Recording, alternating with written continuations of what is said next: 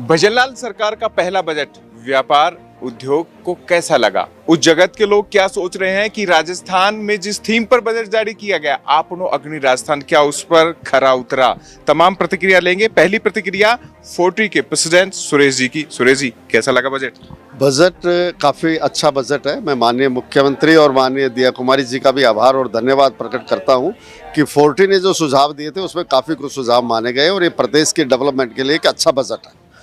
धरातल पर उतरने वाला है क्या? क्योंकि घोषणाएं इतनी हो गई हर वर्ग के लिए, और कई ऐसी घोषणाएं जो संभावित मानी जाती है कि चुनावी घोषणाएं होती है, वो भी इस बजट में दिखाई दी। नहीं, मेरे को लगता है कि ये धरातल पे उतरने वाला बजट है, क्योंकि मैं ट्रेड और इंडस्ट्री की बात करूं तो ट्रेड और इंडस्ट्री में जितनी घोषणाएं की है वो 100% धरातल पे उतरने वाली घोषणाएं है और प्रदेश के लिए एक अच्छी डेवलपमेंट का बजट है। इसी साल प्रवासी राजस्थानियों को भी राजस्थान में लाने की तैयारी है, आप भी इसमें अपना योगदान देंगे? हाँ, डेफिनेटली फोर्ट्री अपना पूरा योगदान देगी। अभी हम लेटेस्ट आयरलैंड, स्कॉटलैंड और लंदन की यात्रा पे जाके आए हैं। वहाँ तीनों जगह हमने राजस्थान फाउंडेशन के लोगों के साथ मीटिंगें की है और इसमें ये सुझाव दिया कि लोग यहाँ आए, उस प्रवासी राजस्थान के सम्मेलन में भी आए और राजस्थान में इन्वेस्टमेंट करें, वहाँ के लोगों को प्रोत्साहित करें कि कैसे इन्वेस्टमेंट यहाँ हो सकता है। Thank you Suresh ji. आप तो भरतपुर से हैं, भजनलाल जी भी। अब बजट में क्या ईश्वरीय जो शक्ति है, ताकत, वो दिखाई दी है? क्योंकि बजट का समापन हुआ, दिया कुमारी ने जय श्री राम का नारा लगा दिया है। निश्चित ही आज का जो बजट है वास्तव में एक सराहनीय बजट है। अगर ये धरातल पे उतरता है तो हमारी तो फोर्ट्री की तरफ से यही एक उम्मीद रहेगी कि जितनी भी घोषणाएं की हैं, कि घोषणाएं काफ़ी हुई हैं, ये सब धरातल पे उतरें।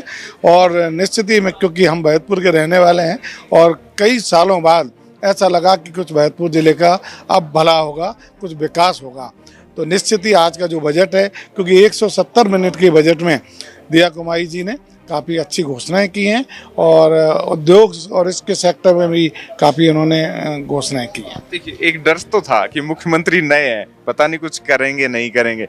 बजट में अनुभव दिख रहा है क्या? निश्चित ही सब लोगों की ये ऐसा सोच रहे होंगे, लेकिन प्रधानमंत्री मोदी जी ने कहा था कि अभी ये ट्रेलर है, पिक्चर बाकी है, तो इसलिए ऐसा कुछ नहीं है। बहुत अच्छा काम होगा। आने वाले 5 सालों में राजस्थान का बहुत अच्छा विकास होगा, ऐसी फोर्ट्री उम्मीद करती है। Thank you so much Rajasthan Chowk के साथ जुड़ने के लिए। बजट में कई ऐसे प्रावधान हुए हैं जो बताते हैं कि राजस्थान के विकास के लिए, राजस्थान में कई ऐसे सेक्टर हैं जिन पर कामकाज के लिए बजट में जो प्रावधान किए जाने प्रस्तावित थे वो किए गए हैं। मांगे बहुत सारी रखी गई थी और इन मांगों के आधार पर बजट भी तैयार हुआ है। और हम फोर्ट्री के सदस्यों से मुलाकात कर रहे हैं और तमाम जो सदस्य हैं वो यहाँ पर मौजूद हैं। और भी लोगों से हम बातचीत करेंगे, उनसे भी जानेंगे। और हमारे साथ अरुण जी वापस जुड़ रहे हैं। अरुण जी, देखिए, अब तो शक्ति ले ली आपने, जरूर कुछ न कुछ बजट में ऐसी पावर देने वाली बात है जो राजस्थान को आगे बढ़ाएगी। राजस्थान को पावर देने वाली बात, एक स्लोगन है, नेशन फर्स्ट सिटीजन फर्स्ट। ऐसे में निश्चित रूप से राजस्थान ये आगे बढ़ने वाला राजस्थान रहेगा और ये हर साल का बजट है। लेकिन इस बजट में जो मैं बोल रहा था कि 2047 की विजन है, इस विजन डॉक्यूमेंट के रूप में देखा जाए तो पूरे राजस्थान में चाहे पेट्रोलियम माइंस हो, चाहे इंडस्ट्रियल सेक्टर हो, चाहे एग्रीकल्चर सेक्टर हो, एजुकेशन सेक्टर हो, रोड वाइज हर जगह हर सेक्टर को टच करते हुए हर चीज़ में कुछ न कुछ ऐसी डायरेक्शन दिया गया है कि राजस्थान विकसित राज्य की तरफ बढ़े। धन्यवाद अरुण जी। जगदीश जी, आपको दरवाजे पे इसलिए रोका है, क्या विकास का दरवाजा भी खुल गया है बजट के जरिए? बिल्कुल, आप सही कह रहे हो। जिस तरह से एमएसएमई के लिए जिस तरह से सोच रहे हैं कि 2024 आ रही है पॉलिसी, लॉजिस्टिक वेयर हाउस पे पॉलिसी आ रही है, प्लस इसके अलावा एमएसएमई के साथ रिप्स 2024 के अंदर नई स्कीम लाकर उसमें करेक्शंस लेके आएंगे नई यूनिट्स के लिए। कैप्टिव सोलर प्लांट जो आ रहा है उस पे, कैप्टिव सोलर एनर्जी पे इलेक्ट्रिसिटी ड्यूटी ख़त्म की है। जीएसटी के बाद जो मर्जर हो रहे हैं उसमें 4% की जगह 1% स्टैम्प ड्यूटी करी है, जिससे कि कंपनियां अपने शेयरिंग को सबको एक जगह करके और कंपनी एक वैल्यू बने। तो इस तरह से काफ़ी सारे ऐसे निर्णय आज हुए हैं।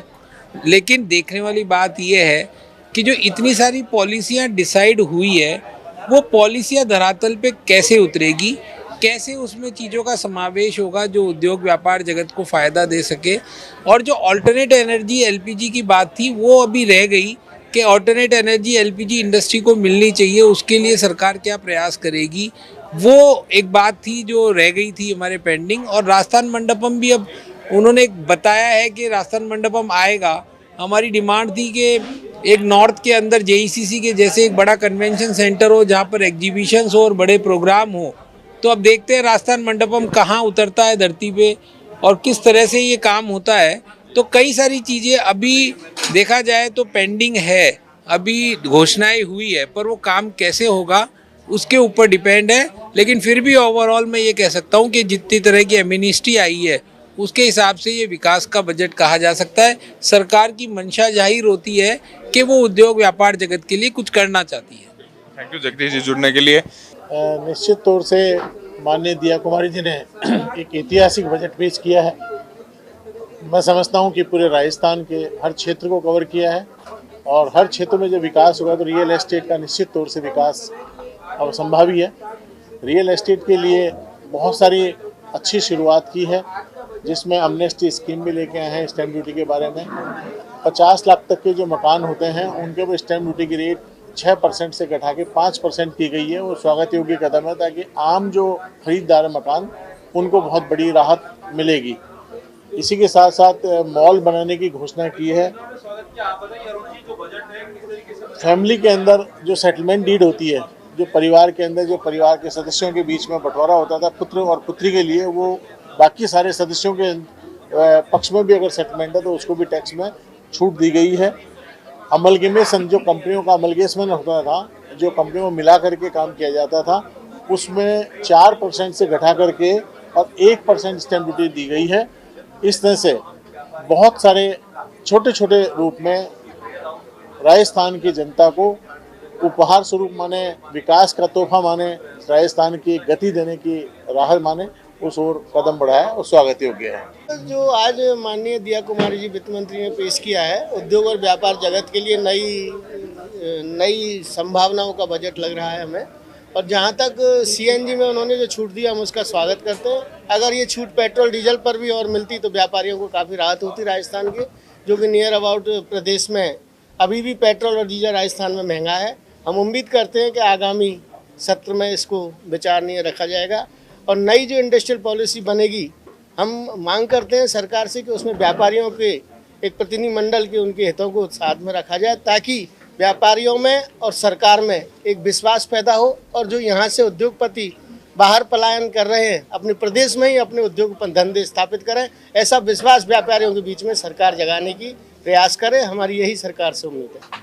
कृषि की बात आप हमेशा करते रहते हैं, तो क्या इस बजट में प्रावधान जो हुए हैं वो संतोषजनक है? नहीं, इस बजट में प्रावधान कुछ तो फायदा हुआ है। जैसे 1,45,000 ये नए कनेक्शन दे रहे हैं किसानों को, ये अच्छी बात है।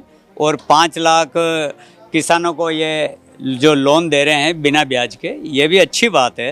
परंतु जो हम चाह रहे थे, एक महेंद्र सेज खटवाड़ा रोड पे रोड बननी थी 200 फीट की, हमारी मुख्य मांग थी, जो रिंग रोड और सेज के पैरेलल चलती है। इससे क्या हम लोग सेज में उद्योग जब भी लगा पाएंगे जब वहाँ आने जाने की सुविधा हो, वहाँ पे कच्चा माल ले जाएं, फिनिश गुड्स वहाँ से वापस ले आएं। परंतु उसके इस बजट से उम्मीद थी, संभावना है कि आगे कर नहीं, राजस्थान गवर्नमेंट से थी, क्योंकि ये राजस्थान गवर्नमेंट को करना। तो आगे भी संभावना है कि आप अपनी मांग रखेंगे तो? नहीं, हमारी एक और मांग थी, ये जो बिजली की रेट है यहाँ पे, हरियाणा में 5 रुपये प्रति यूनिट है, पंजाब में 4.5-5 रुपये प्रति यूनिट है, यहाँ 10 रुपये प्रति यूनिट है। यहाँ उद्योग लगेंगे कैसे, आप बताएं? यहाँ भी राहत, यहाँ राहत तो नितांत आवश्यक। निवेश सम्मेलन भी करने जा रहे हैं, इसलिए जरूरी भी था। हमारे साथ वरिष्ठ पत्रकार अरुण जी हैं और अरुण जी से भी हम जानेंगे, क्योंकि बजट को बेहद करीब से देखते रहे अरुण जी, और राहत भी जर्नलिस्ट के साथ बैठने पे मिलती है। हालांकि आपको आपका मुख्यमंत्री बनने के बाद मिली है, लेकिन अरुण जी क्या लगता है, ये बजट पूरे लिहाज से देखा जाए तो एक चुनौती भी था और एक तरीके से परीक्षा थी ये उन स्टूडेंट्स के लिए जो पहली बार स्कूल में आए हैं। हालांकि राजनीति हमेशा नेता को सिखाकर भेजा जाता है, लेकिन फिर भी इनको जिम्मेदारी पहली बार किसी पद की इन तमाम इस टीम को मिली थी। क्या लगता है ये बजट उस जिम्मेदारी पर खरा उतरा है, राजस्थान के 8 करोड़ नागरिकों की उम्मीदों के लिहाज से बेहतर? अंकित जी, मैं सबसे पहले आपका स्वागत करना चाहूँगा कि आपने मुझे मौका दिया। मैं ये कहना चाहूँगा कि ये जो पूरा बजट है सेंटर की योजनाओं का कॉपी पेस्ट है, जिसमें जितना भी एक्सपांशन किया गया है इसमें नरेंद्र मोदी के भाषण से शुरुआत करके अटल बिहारी वाजपेयी के नाम को लेकर के धन्यवाद दिया गया है। और जो पहली बार महिला फाइनेंस मिनिस्टर जो राजस्थान को मिली है, इससे पहले महिला के रूप में वसुंधरा राजे सिंधिया जी भी बजट पेश कर चुकी हैं। अब दूसरी बात यह है कि पद का जो अनुभव वो पहली बार मिला है, लेकिन इससे पूर्व वो विधायक और सांसद रह चुकी है। और इसके साथ ही जितने भी बजट के अंदर जिस भी हेड में सिर्फ विस्तार किया गया है, नयापन कुछ भी देखने को नहीं मिला है। चाहे स्टार्टअप्स की बात की हो, अटल उद्यम योजना की बात की हो, टेक्सटाइल पॉलिसी की बात की हो, एक्सपोर्ट प्रमोशन की बात की गई हो, ये बच्चों को टैबलेट फ्री देने की बात की गई हो, एग्रीकल्चर में एक मंगला पशु बीमा योजना की बात की गई हो।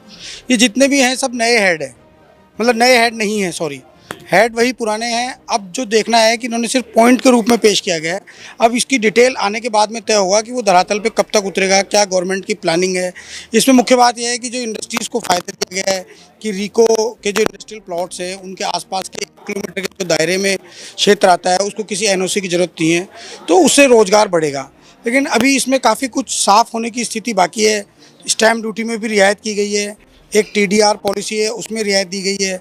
दूसरा कहना मैं चाहूँगा कि इसमें जो सबसे बड़ी एमएसएमई को जो रियायत दी गई है उसमें जो पिछली जो सेंट्रल गवर्नमेंट की जो है रियायतें, अब उसमें देखना यह है कि जो रिप्स में ये क्या क्या उसमें अमेंडमेंट करते हैं, कैसे लाभ मिलता है, वो अभी पूरी डिटेल आने के बाद ही कुछ कह पाएंगे उसके अंदर। जब पूरी डिटेल आएगी तब भी चर्चा करेंगे। और अब वक्त मुझे लगता है लंच का भी हो गया है, सुरेश जी खुद आ गए हैं, तो जाहिर तौर पर तो चर्चाओं को हम अभी के लिए यहाँ रोकते हैं। लेकिन राजस्थान चौक आपको बजट के भीतर क्या है, विशेषज्ञ क्या कहते हैं, उन पर लगातार संवाद करता रहेगा और आपको बताता रहेगा। साथ ही एक जिम्मेदारी भी है हमारी कि हम सरकार को आगाह भी करते रहेंगे कि विधानसभा के सदन पर पटल पर जो कहा है वो करके भी दिखाइएगा। एक पहली परीक्षा भजनलाल सरकार की थी। बजट लंबा है, बहुत कुछ है, लेकिन हर एक की उम्मीदें फिर भी अधूरी हैं। मिलेंगे फिर खास और अहम खबर के साथ। वीडियो जर्नलिस्ट सुरेश शर्मा के साथ अंकित तिवारी, राजस्थान चौक, जयपुर।